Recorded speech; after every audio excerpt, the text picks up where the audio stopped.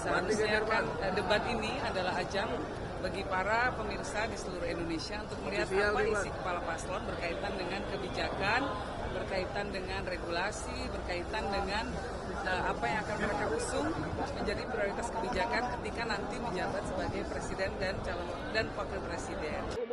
Semoga hasil dari debat keempat ini dapat menjadi bahan pertimbangan Anda untuk menentukan pemimpin masa depan. Ya, dan selanjutnya kita akan menyanyikan lagu Bagimu Negeri.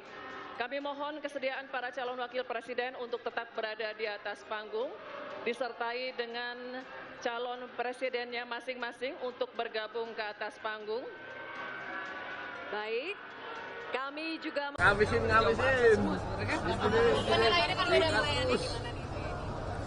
Menurut saya banyak substansi yang coba diungkap oleh ketiga paslon, ya. Baik sebetulnya secara umum, walaupun ada satu dua masalah ketika berkaitan dengan sikap. Jadi seharusnya kan debat ini adalah ajang bagi para pemirsa di seluruh Indonesia untuk melihat apa isi kepala paslon berkaitan dengan kebijakan, berkaitan dengan regulasi, berkaitan dengan apa yang akan mereka usung menjadi prioritas kebijakan ketika nanti menjabat sebagai presiden dan wakil presiden.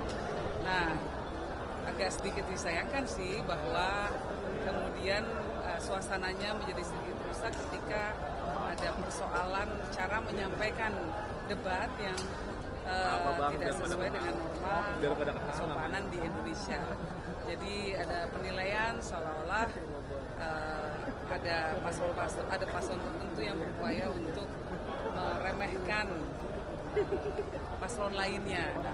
Menurut saya kita membutuhkan debat yang bermartabat, debat yang menggali substansi, bukan debat yang diisi dengan upaya-upaya untuk menjatuhkan orang lain lewat cara-cara yang tidak sopan.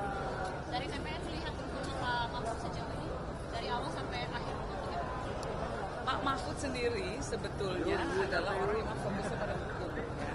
Sehingga semua hal banyak dilihat oleh beliau dari sisi hukum. Dan ini justru yang sangat kita butuhkan pada saat ini, karena kebijakan boleh macam-macam, tetapi kalau hukumnya tidak ditegakkan, tidak bisa diimplementasikan. Nah, jadi fokus utamanya Pak Mahfud selalu adalah kembali kepada implementasinya dalam kaitan apakah aturan-aturan yang memang sudah banyak sekali diterbitkan di negara kita ini bisa diimplementasikan, ya, karena kita masih melihat bahwa banyak persoalan-persoalan besar secara teori seolah-olah sudah ada dasar hukumnya, tetapi ketika dalam prakteknya kita melihat bahwa masih banyak sekali terjadi permasalahan karena apa? Persoalan penegakan hukum, konflik agraria contohnya, lalu kemudian penguasaan lahan oleh kelompok-kelompok tertentu, aset negara kita yang begitu besar dikuasai oleh kelompok-kelompok tertentu. Nah, ini soal keadilan, soal penegakan hukum menjadi fokus utama dari seorang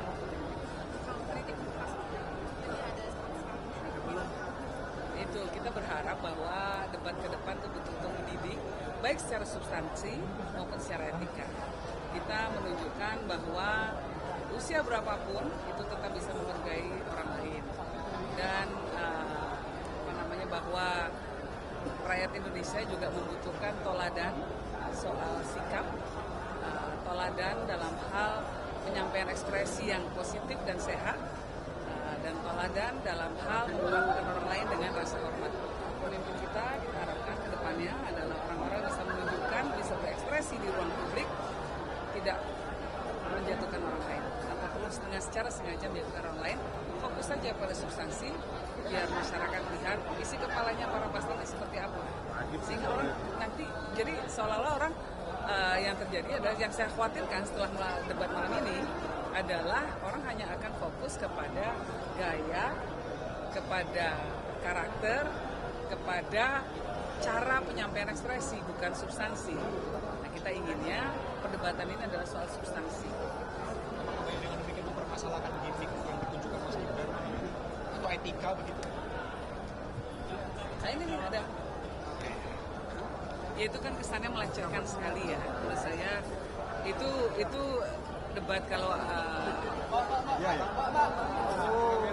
Dan nggak perlu seperti itu karena Nggak apa-apa biar kenal. tokoh-tokoh yang ada adalah tokoh-tokoh yang sudah dianggap layak oleh publik untuk menjadi calon wakil presiden, dan sehingga adanya rasa saling hormat, ekspresi yang penuh hormat itu menjadi penting sekali untuk ada dalam debat malam ini.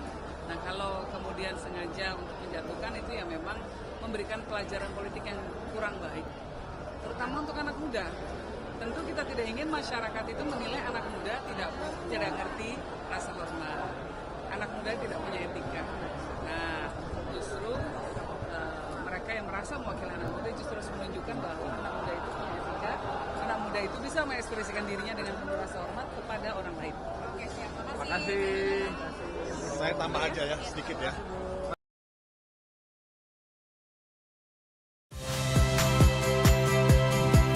Saya Cynthia Rompas. Saksikan program-program Kompas TV melalui siaran digital, pay TV, dan media streaming lainnya. Kompas TV, independen, terpercaya.